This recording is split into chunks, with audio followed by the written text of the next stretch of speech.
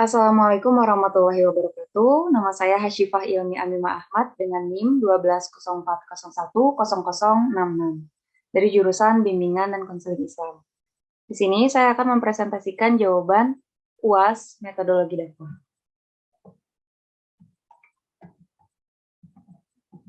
Yang pertama ada alur analisis sistem dakwah. Dari diagram ini terdapat mad'u, yakni proses identifikasi. Konseli yang ingin mendekatkan diri pada Allah dengan memulai mengikuti perintahnya, tahapan ketika hendak memulai yakni mencari tahu identitas diri dan juga lingkungan konseli, dan menggali informasi apa yang menyebabkan konseli tidak menutup aurat atau tidak memakai kerudung. Lalu, yang kedua ada medan. Pembahasan di sini mengenai pemetaan dan juga desain. Konseli berada di lingkungan yang kurang memahami Islam secara menyeluruh. Hal ini tentu saja amat sangat mempengaruhi pemahamannya untuk menutup aurat. Lalu pembahasan yang ketiga ada materi, media, dan juga metode yang akan membahas mengenai perencanaan. Materi yang bisa digunakan sebagai proses konseli yakni Al-Quran dan juga As-Sunnah yang sudah dijelaskan betapa pentingnya menutup aurat. Konselor bisa mengajak konseli untuk mengkaji ayat-ayat maupun hadis sebagai media konseling secara langsung. Lalu ada tujuan respon yang akan mengkaji mengenai pelaksanaan. Dengan adanya proses kesepakatan maupun kontrak perilaku yang diisi oleh konseli, maka konselor bisa membantu untuk mengarahkan maupun mengontrol konseli.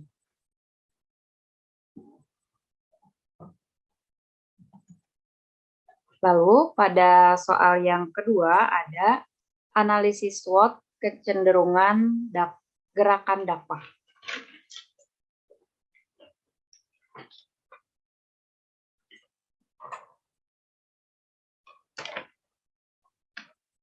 SWOT yaitu analisis mengenai kekuatan, kelemahan, peluang, dan juga tantangan yang bertujuan untuk pengembangan kualitas dakwah. Dalam pembahasan ini, kecenderungan dakwah dalam berbagai aspek, salah satunya yakni analisis pada pergerakan dakwah generasi muda, seperti yang sudah banyak diketahui, yakni analisis pada komunitas SIF yang dikembangkan oleh Ustadz Hanan Ataki. Yang pertama ada S, yaitu strength atau kekuatan. Di sini, SIF adalah gerakan dakwah yang mempelajari konsep baru dalam berdakwah, yakni konsep-konsep yang sesuai dengan usia rata-rata mad'u. Lalu yang kedua ada loyalitas antar komponen. Penting menjadikan komunitas SIF tetap ada dan komitmen yang kuat sangat mempengaruhi kualitas, dan hal inilah yang mengajak banyak kaula muda untuk mendekatkan diri kepada Allah. Lalu yang kedua ada weakness atau kelemahan. Dalam SIF ini kesulitan meregenerasi tokoh maupun tim inti lain karena sistem volunteer yang berubah-ubah. Dan juga keterbatasan operasional menjadi hambatan dalam daya tampung jamaah yang membludak.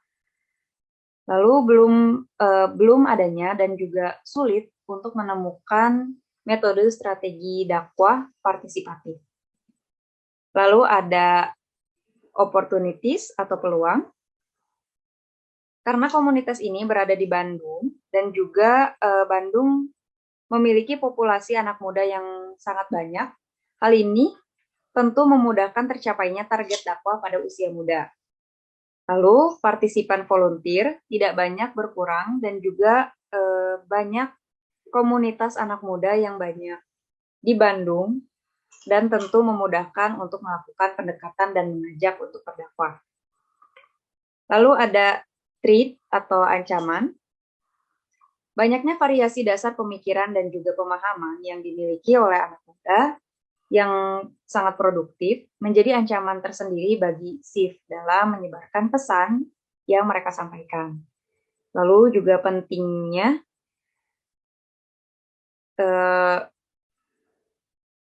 maksud saya pertentangan dari lembaga dakwah yang lebih dulu lahir tentang metode berdakwah yang digunakan oleh SIF.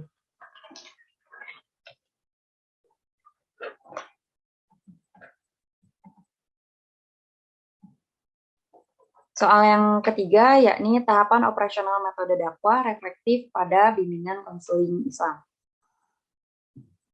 Tahapan operasional ini terbagi kepada beberapa tahapan, yakni yang pertama, merasakan dan mengidentifikasi masalah. Dalam proses konseling, identifikasi masalah merupakan faktor penentu bagi keberhasilan dan juga penentu bagi teori apa yang akan digunakan sebagai bentuk dari tahapan konseling. Rasa empati juga memiliki atau juga mampu untuk penyelarasan perasaan untuk terjalinnya keberhasilan dalam proses konseling. Menempatkan diri pada perasaan konseli, membantu pemilihan metode dan juga cara berkomunikasi yang baik.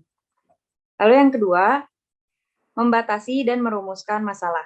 Pembatasan yang dilakukan bertujuan untuk memberikan kefokusan dalam konseling, meminimalisir terjadinya pembahasan yang meluas dan juga keluar dari bahasan inti masalah.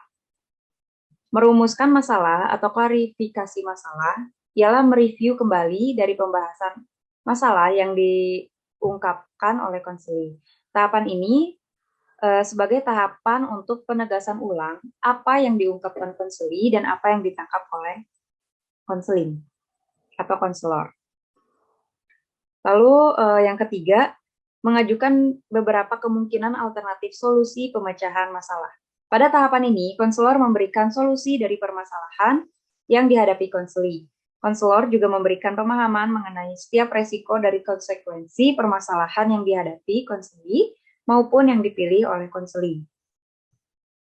Yang keempat, mengembangkan ide untuk memecahkan masalah dengan cara mengumpulkan data yang dibutuhkan. Dalam tahapan ini, konselor mengumpulkan data dan juga fakta apakah dalam tahapan pemberian solusi ini berhasil atau tidak. Jika tahapan itu belum berhasil, maka hal ini dijadikan bahan pertimbangan ke depannya untuk konselor. Yang kelima, melakukan tes untuk menguji solusi pemecahan dan menggunakannya sebagai bahan pertimbangan membuat kesimpulan. Dalam tahapan ini, tahap yang digunakan adalah evaluasi. Evaluasi ini dilakukan untuk konselor apakah konselor mampu menggunakan teknik-teknik konseling dengan baik ataukah tidak, dan apakah dia sudah bisa dikatakan konselor yang baik atau belum dalam memberikan pelayanan.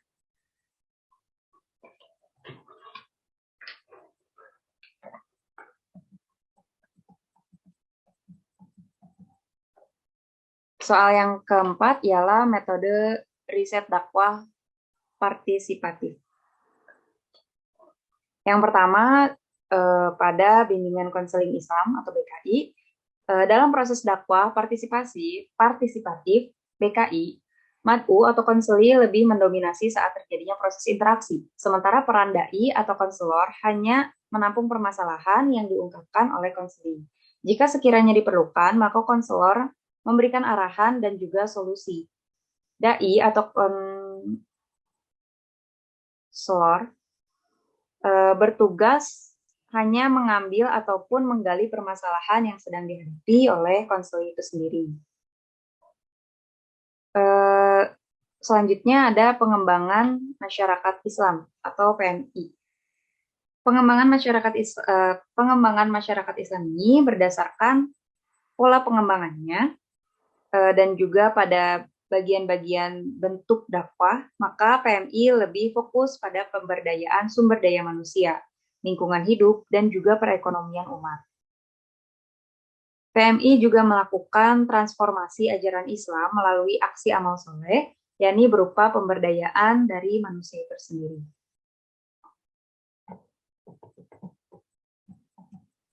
Selanjutnya soal yang kelima, yakni dakwah wasatiyah. Dakwah wasatiyah menurut Al-Quran ialah menurut As-Salabi bahwa akar kata wasatiyah terdapat 4 kata dalam Al-Quran dengan arti yang juga cenderung mirip. Yang pertama, wasatiyah bermakna adil dan pilihan. Makna wasaton pada Quran Surat Al-Baqarah ayat 143 yakni keadilan dan juga kebaikan atau umatan wasaton adalah umat yang paling adil dan juga paling baik. Yang kedua, wasatiyah bermakna paling baik dan pertengahan memiliki korelasi Quran Surat Al-Baqarah ayat 238, yakni menurut Ibnu Al-Jauzi dalam ayat ini terdapat 3 makna, yaitu terkait dengan sholat yang terletak pada pertengahan, paling tengah ukurannya, dan juga paling afdal kedudukannya. Yang ketiga, wasatiyah bermakna paling adil, ideal, paling baik, dan juga berilmu. Hal ini memiliki korelasi dengan Quran Surat Al-Baqarah ayat 28. Maka ausatum adalah paling adil, paling baik, atau paling ideal dan juga paling berilmu. Yang keempat, wasatiyah bermakna di tengah-tengah atau pertengahan. Memiliki korelasi dengan Quran Surat Al-Adiyat ayat 5. Selanjutnya, wasatiyah dalam atau wasatiyah menurut hadis. Dalam hadis, wasatiyah telah banyak diucapkan dan juga dilafazkan oleh Rasulullah SAW seperti wasaton atau moderat yang bermakna keadilan. Umat Islam adalah umat yang berpegang teguh pada keadilan dan juga keseimbangan. Lalu yang kedua ada wasatiyah bermakna posisi tengah penuh keberkahan. Hal ini menunjukkan bahwa umat Islam adalah umat terbaik yang selalu berada di posisi tengah-tengah antara kecenderungan duniawi maupun akhirat. Lalu yang ketiga, wasatiyah bermakna posisi terbaik seperti harta terbaik adalah harta pertengahan. Nah, harta yang dikeluarkan oleh umat muslim ialah zakat, dan harta ini merupakan harta yang paling baik. Lalu, wasatiyah menurut ulama salaf dan khalaf. Yang pertama, Imam Ibnu Jarir At-Tabari, beliau berpendapat umat Islam yang wasatiyah adalah umat Islam adalah umat moderat karena mereka berada pada posisi tengah dalam semua agama. Mereka bukanlah kelompok yang ekstrim dan juga berlebihan seperti sikap ekstrimnya Nasrani dengan ajaran kerahibannya yang menolak dunia dan kodratnya sebagai manusia. Umat Islam adalah umat pertengahan dan juga seimbang dalam agama. Maka karena itulah Allah menamakan mereka sebagai moderat. Lalu yang kedua, dari Imam Abu Hamid Al-Ghazali, beliau berpendapat kehidupan ideal dalam mengaktualisasikan ajaran Islam adalah dengan jalan pertengahan, seimbang, dan juga adil atau proporsional antara dunia dan juga akhirat. Lalu yang ketiga, menurut Imam Al-Qutubi menjelaskan bahwa Allah menginginkan umat Islam menjadi umat yang moderat, yang paling adil dan juga paling cerdas. Sekian yang dapat saya sampaikan. Lebih dan kurangnya mohon dimaklumi. Wassalamualaikum warahmatullahi wabarakatuh.